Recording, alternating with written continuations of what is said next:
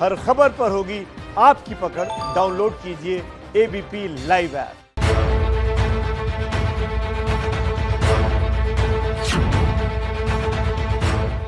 और अब बात करेंगे देश की राजधानी दिल्ली की। पूरी दिल्ली रेड जोन में है, लेकिन 8वां हफ्ता दिल्ली के लिए राहत की खबर लेकर आया। 7वें हफ्ते के मुकाबले मरीज और मृतकों दोनों की संख्या में कमी आई है। सीएम केजरीवाल की बात करें तो वो भी कुछ राहत में नजर आए। फिर भी कोरोना के चक्रव्यूह में फंसी दिल्ली के लिए खतरा कम नहीं हुआ है। दिल्ली को लॉकडाउन से नहीं मिली कोई राहत। क्या है कोरोना के चक्रव्यूह से निकलने का सीएम अरविंद केजरीवाल का प्लान? मेरे साथ देखिए दिल्ली के रेड जोन से कोरोना के खिलाफ दिल्ली का अब तक का संघर्ष और चुनौतियों से भरा सफर। दिल्ली के लिए कोरोना का 8वां हफ्ता राहत लेकर आया।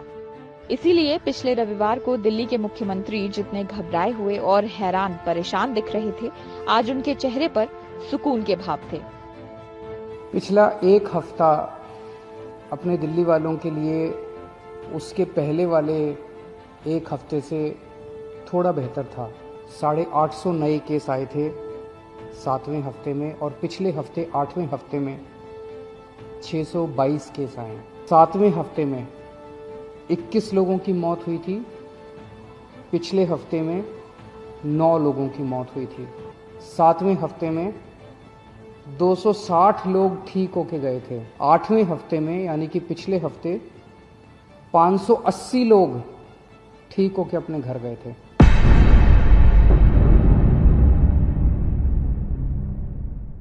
दिल्ली में कोरोना का संक्रमण फैलने का खतरा ज्यादा होगा, इस बात का आकलन दिल्ली सरकार पहले ही कर चुकी थी। देश की राजधानी होने के चलते यहाँ अंतर्राष्ट्रीय आवाजाही काफी होती है और कोरोना का संक्रमण भी विदेशों से ही भारत पहुंचा था। एयरपोर्ट बंद होने से पहले के 2-2.5 महीनों में कई लोग विदेश से यहाँ पहुंचे थे और इसकी काफी मार दिल्ली को झेलनी पड़ी थी। दिल्ली की इसी परिस्थिति को भांपते हुए मुख्यमंत्री अरविंद केजरीवाल ने पहले से ही कई कड़े फैसले लेने शुरू कर दिए थे। पूरे देश में लॉकडाउन घोषित होने से पहले ही 23 मार्च से दिल्ली में लॉकडाउन घोषित कर दिया। धारा 144 लगा दी गई और जरूरी सामान को छोड़कर हर चीज पर प्रतिबंध लगा दिया गया। लेकिन कम होते मरीज और ज्यादा संख्या में ठीक होकर घर लौटते लोगों की वजह से अरविंद केजरीवाल ने आज सशर्त राहत जरूर दे दी।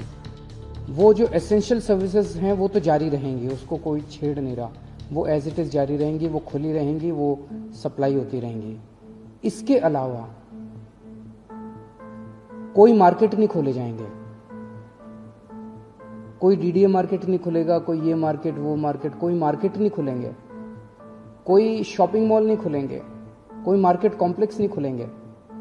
लेकिन जो रेजिडेंशियल एरियाज में इक्की दुक्की दुकानें होती हैं, उन दुकानों को जो केंद्र सरकार ने इजाजत दी है, वो दुकानें दिल्ली में भी खोली जाएंगी।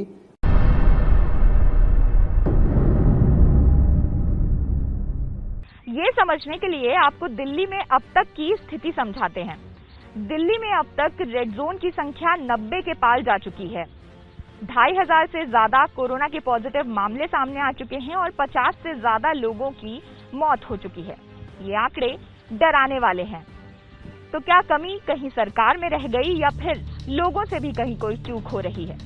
सवाल ये है कि जब सरकार सख्त कदम उठा रही है, पुलिस लॉकडाउन के नियमों का पालन कराने के सभी प्रयास कर रही है, इसके बावजूद दिल्ली कोरोना के रेड जोन का केंद्र क्यों बनती जा रही है?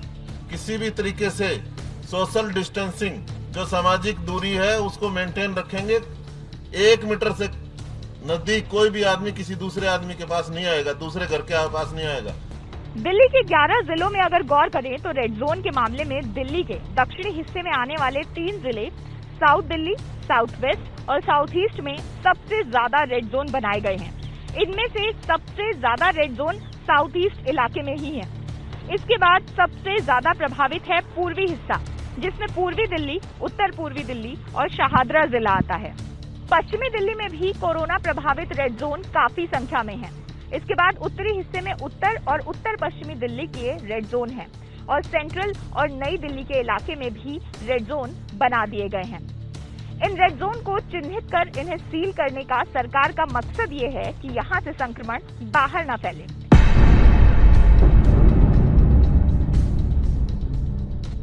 दिल्ली में जहांगीरपुरी इलाका कोरोना के मरीजों का गढ़ बनता जा रहा है।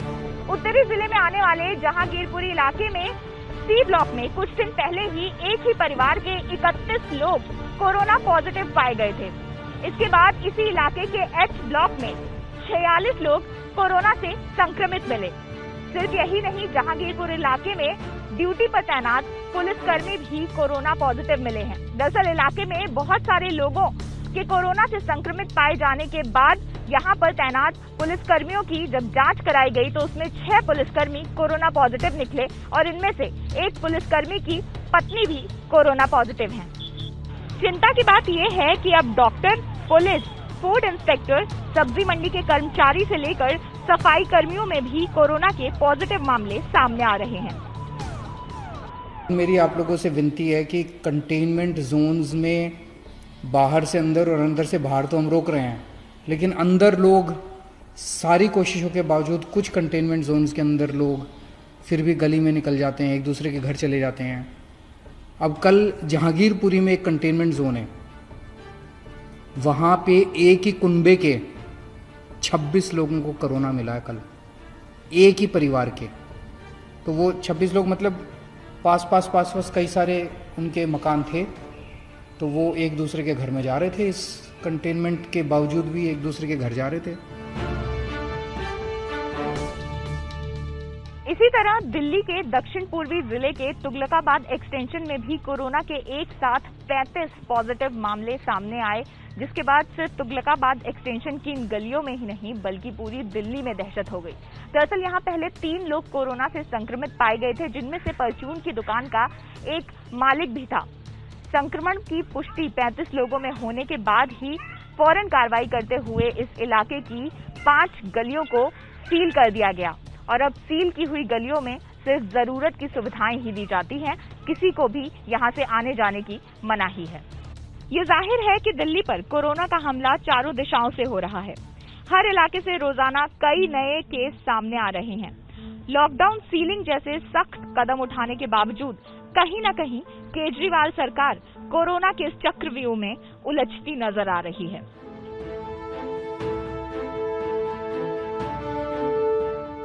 दिल्ली के सेंट्रल इलाके में चांदनी महल में एक साथ 52 लोग कोरोना पॉजिटिव पाए गए थे। इनमें से ज्यादातर लोग वो थे जो निजामुद्दीन मरकज में आयोजित धार्मिक कार्यक्रम में शामिल होकर सेंट्रल दिल्ली के इलाके में पहुंचे थे। इसके साथ ही दिल्ली के जामा मस्जिद इलाके में एक ही परिवार के 12 लोग कोरोना से संक्रमित पाए गए, जिनमें एक 2 महीने का बच्चा भी है। हालांकि शुरुआत में दिल्ली में ज्यादातर मामले तबलीगी जमात से जुड़े हुए ही थे।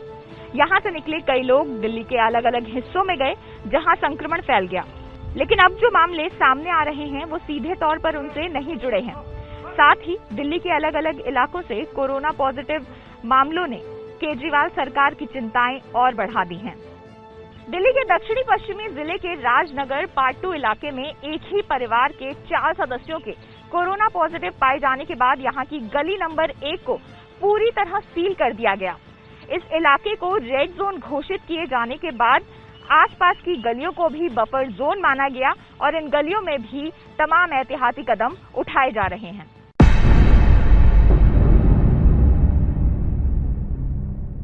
दिल्ली सरकार का कहना है कि दिल्ली में अभी तक कम्युनिटी स्प्रेड की स्थिति नहीं आई है, लेकिन लॉकडाउन का पालन सख्ती से करना होगा। हालांकि जिस तरह से दिल्ली के चारों ओर से एक साथ कई पॉजिटिव मामले सामने आए हैं, उससे जाहिर है कि वहां लोकल स्प्रेड की वजह से संक्रमण फैला।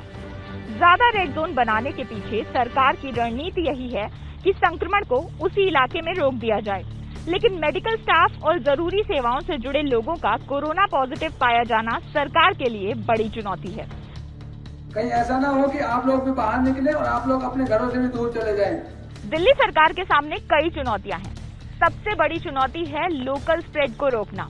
इस चौतरफा हमले से बचने के लिए केजरीवाल सरकार को खास रणनीति तैयार करनी होगी। कोरोना से दिल्ली की इस जंग की पल पल पर है एबीपी न्यूज की नजर। सरकार के सख्त फैसलों से लेकर प्रशासन की कमियों तक सफलता की कहानियों से लेकर अनुशासनहीनता से निपटने की चुनौतियों तक एबीपी न्यूज आपको हर खबर यूं ही लगातार पहुंचाता रहेगा। कैमरा पर्सन अजीत चाको के साथ अंजलि सिंह, एबीपी न्यूज, दिल्ली।